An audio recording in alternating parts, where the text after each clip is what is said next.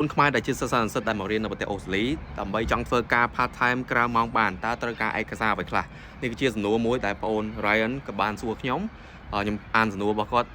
បងពេលយើងដាក់ពាក្យចូលធ្វើការកន្លែងណាមួយដោយតែបងនិយាយដូចជាធ្វើការក្នុងហាង sushi ហាងកាត់សក់តែយើងត្រូវធ្វើបែបណាបងគេត្រូវការឯកសារអ្វីខ្លះអូខេវីដេអូមួយនេះគឺសំខាន់ខ្លាំងមែនទែនចំពោះសិស្សានុសិស្សណាដែលចង់មករៀននៅប្រទេសអូស្ត្រាលីហើយចង់ធ្វើការក្រៅម៉ោងដើម្បីរកលុយចិញ្ចឹមខ្លួនឬក៏រកលុយសម្រួលជីវភាពគ្រួសារកាត់បន្ថយការចំណាយផ្សេងៗឯកសារ2ធំដែលគេត្រូវការបើសិនជាអត់2ហ្នឹងទេប្រហែលជារកការងារក្រៅម៉ោងឲ្យអត់បានទេហើយក្នុងចំណោមឯកសារទាំង2ហ្នឹងឯកសារទី2ដែលខ្ញុំនឹងប្រាប់សំខាន់ជាងគេសំខាន់ជាងទី1ទៀតបើអត់មានអាទី2ហ្នឹងទេមិនបាច់ចាំទៅរកទេគឺគេអត់ទាំងយកតែម្ដងអញ្ចឹងឯកសារទី1នោះគឺ resume សូមបញ្ជាក់បន្តិចវីដេអូមួយនេះខ្ញុំនិយាយសំដៅទៅការងារក្រៅម៉ោងឬក៏ការងារ part time ទេមិនមែនជាការងារពេញម៉ោងមិនមែនជាការងារនៅក្នុងវិស័យដែលយើងសិក្សានោះទេអូខេអញ្ចឹង resume ដែលខ្ញុំផ្ដល់យោបល់ឲ្យអ្នកនរគ្នាធ្វើគឺរបៀបស្តៀងចេះអានេះមិនខ្ញុំក៏យកតាម Google ខ្ញុំបានអានបានអីប៉ុន្តែมันបាច់ចាំដាក់ញញច្រើនពេកទេគឺមើលមកមើលខ្ញុំដាក់ឲ្យមើលគឺមានតែឈ្មោះខាងលើមានកន្លែងស្នាក់នៅអីហ្នឹងមាន email មានលេខទូរស័ព្ទរបស់យើងកន្លែងឆ្វេងដៃខ្ញុំអីនេះអាកន្លែងនេះយើងដាក់បកស្រាយជីវប្រវត្តិអីបន្តិចបន្តួចមកបានអាកន្លែងម្ដងមិនឆ្វេងដៃនេះយើងដាក់ជំនាញដែលយើងអាចមានជំនាញទំនាក់ទំនងឬក៏យើងអាចចេះភាសា2 3យើងដាក់ក្នុងហ្នឹងទៅហើយយើងប្រាប់គេផងថាយើងគឺជាសិស្សមករៀនអីរៀនឆ្នាំទីប៉ុន្មានអីចង់ដាក់ក៏ដាក់ទៅតបមកបើសិនជាយើងមានបទពិសោធន៍ការងារអីស្តៀងហ្នឹងឧទាហរណ៍ធ្វើការរត់តុកធ្វើការនៅ Starbucks នៅខ្មែរអីដាក់ហ្នឹងទៅតែបើអត់មានទេគឺយើងដាក់បទពិសោធន៍ volunteer ជួយការងារសង្គមអីផ្សេងហើយនឹងធ្វើការនៅក្នុងសាលាអីមួយទៀតដល់ពេលអ្នកនរគ្នាសរសេរ resume ហ្នឹងមិនបាច់ចាំដាក់មុខខ្លួនឯងទេកុំដាក់រូបថតដោយសារតែដល់ពេលយើងដាក់រូបថតទៅឧទាហរណ៍ថាយើងមុខខ្មែរមុខស្តៀងខ្ញុំមុខអាស៊ីគេមកនេះគេមើលយើងគឺជនជាតិអាស៊ីហើយគេមិនដឹងថាយើងមកពីប្រទេសណាជួនកាលគេមើលមកគេថាមកពីចិនមកពីហ្វីលីពីនមកពីអីគេចិត្តតែសម័យហើយគេចិត្តតែទាយទៅដល់ពេលគេគិតអញ្ចឹងក្រុមហ៊ុនខ្លះគេអាចចង់បានមនុស្សមកពីប្រទេសណាមួយអញ្ចឹងវាធ្វើឲ្យមានការរើសអើងពូជសាសន៍ដល់ពេលយើងដាក់តែឈ្មោះយើងវាបើយើងឈ្មោះយើងនឹងពិបាកខុសពីគេឧទាហរណ៍ថាឈ្មោះមិនមែនឈ្មោះអង់គ្លេសអាហ្នឹងក៏អាចមានការរើសអើងពូជសាសន៍ដែរក៏ប៉ុន្តែវាអត់សូវជាបញ្ហាធំដូចជាយើងដាក់រូបថតទេបើដាក់រូបថតច្បាស់ថាគេអ្នកខ្លះគេមើលមកគឺគេអត់មានអារម្មណ៍ចង់យកយើងអញ្ចឹងវាធ្វើឲ្យយើងមានភាពអត់ស្មើគ្នាខ្ញុំ recommend ឲ្យអ្នកនរគ្នាមកចាប់ដាក់រូបថតខ្លួនឯងទេហ្នឹងឯងដល់ពេលយើងព្រៀនហ្នឹងមកយើងដាក់ហុចឲ្យគេទៅបានហើយឬក៏យើងដាក់ apply តាម online មាន website ជាច្រើនដូចជា Seek Indeed Jora Job Jora Local ចិត្តដាក់ទៅដាក់រហូតតយើងបានហើយ tip មួយទៀតដើម្បីបានកាន់តែលឿនដើរហុច resume ទៅតាមហាងហ្នឹងហើយទៅកន្លែងណាដែលថាទីប្រជុំជនដូចជាផ្សារទំនើបគេមានហាងនៅក្នុងហ្នឹង40 50 ហាងដើរចូលផ្សារទំនើបហ្នឹងហុចឲ្យគ្រប់ហាងបណ្ដោយទៅ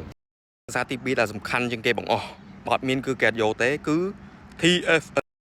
TFN ហ្នឹងគឺលេខសម្គាល់ខ្លួនរបស់យើងហើយមនុស្សម្នាក់មួយជីវិតនៅប្រទេសអូស្ត្រាលីនេះឲ្យតែមកដល់ប្រទេសអូស្ត្រាលីនេះអាចបាន TFN តែមួយគត់ហាមបាត់ TFN ហ្នឹងហើយហាមយកលេខ TFN ហ្នឹងតែឲ្យគេជួនកាលបើសិនជាមានគេ hack យកលេខ TFN យើងបានគេអាចឆែកមើលប្រព័ន្ធលុយកាក់របស់យើងនៅក្នុងនេះអញ្ចឹងដល់ពេលយើងបាត់បង់អាហ្នឹងហើយឬក៏គេដឹងអាហ្នឹងហើយពួក hacker បានហើយគឺអត់អាចធ្វើឲ្យបានទេគឺគេយកទៅបាត់ហើយអញ្ចឹងនៅពេលដែលអ្នកនរគ្នាបានអាហ្នឹងរក្សាទុកឲ្យមានសុវត្ថិភាពបំផុត TFN ហ្នឹងវាគឺជាលេខសម្គាល់ខ្លួនរបស់យើងមួយតែពេលយើងធ្វើកាយទៅគេមើលទៅតាម TFN ហ្នឹងទៅគេអាចដកពន្ធគេដឹងថាយើងរកចំណូលអីបានទាំងអស់អត់អាចលាក់គេបានទេនេះគឺជា website របស់រដ្ឋាភិបាលអូស្ត្រាលី Australian Taxation Office យើងមកដល់អូស្ត្រាលីព្រាមព្យាយាមដាក់ apply យក TFN ហ្នឹងឲ្យបានកាន់តែលឿនបំផុតកាន់តែល្អដោយសារតែពេលយើងស្នើសុំលេខ TFN ហ្នឹងពីគេមកវាចំណាយពេលដូចជា2-3អាទិត្យត្រឹមគេសិនឲ្យយើងដល់ពេលមុននឹងយើងបានអាលេខហ្នឹងអត់អាចធ្វើការឲ្យបានទាំងអស់បើសិនជាយើងធ្វើការខុសច្បាប់ហើយបើយើងទៅដើរសុំការងារគេដឹងទៅសួរលេខហ្នឹងហើយបើសិនជាយើងអត់មានលេខហ្នឹងទេគេអត់អាចបង់លុយយើងបានទេវាខុសច្បាប់គេអត់ដឹងបង់ពន្ធទៅខាងណាទៀតអញ្ចឹង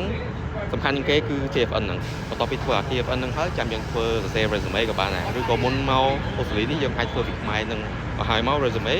មកដល់អូស្ត្រាលីនេះ apply TFN បណ្ដោយខ្ញុំមិនដឹងថា apply ពីខ្មែរបានអត់ទេប៉ុន្តែសាកឆែកមើលទៅបើខ្លាចកុំឲ្យខាត់ពេល apply ពីខ្មែរមកបើសិនជាបានក៏ធ្វើទៅជាទូទៅឯកសារធំទាំងពីរហ្នឹងឯងតែគេសួរយើងទៅដាក់ការងារក្រៅមកកន្លែងណាគេសួរដែរបើសិនជាអត់មានអាពីរហ្នឹងទេគឺពិបាកអត់មាន TFN 100%គឺអត់បើអត់មាន resume អាចដាក់ការងារទៅគេអាចគេយកដោយសារតែខ្ញុំធ្លាប់មានបទពិសោធន៍របស់ខ្ញុំ nghe tivi bao nhom tại nhom phơi cá nơi cả lại sushi nó nhom đào tới hot resume kể bản ta AP nó nhom mặc miên resume chọc luôn để chấn nhom đào từ đó nhom xua kê tham miên càng nhiều kê tham miên tao máu kê hao nhom cho tới sầm phiền vậy một kê vào rồi hot ban mơ resume hot miên resume cứ nhom ăn vô mà chọc luôn có bản tay nhom nơi ta từ tua ban càng nhiều mưa nè ta sao tay kê sầm phiền nhom thấy kê cho chật nhom kê cho chật là biết là nhom giấy là biết là nhom đào ấy câu bài giang nó tao bị kê vậy nó thấy kê tha sai lớn màu sạc phơi bay màu màu là về ngày sáng lớn nhưng mà thôi bay mau nâng hết nhưng mình thôi là bay mau nâng tệ cứ quạt xong ở nhóm thôi là hỗ trợ cho vào đời cho ngày nâng thôi được chia vào mũi bơm bay mau ok chẳng nơi phê là dân dậy mùi cái dân khi dân dậy ôi lõ dân phơi ôi là biết là việc là quay là hàng là huấn cái mưa máu cái cái hai dân mình được con báo cái mình ôi dân sạc phơi cà cái phải bay mau này này tái bà xin cái châu trịch dân là biết là dân phơi là bị dân dậy ấy có bay dáng cái năng áo phơi được nhóm hơi cái áo càng như ta bà nàoโพสต์นางออดออกเนี่ยแบบมีสนุกไอ้ไอส่วนกลางบ้าน complete follow page ยมเนี่ยมวยพอขอบคุณច្រើន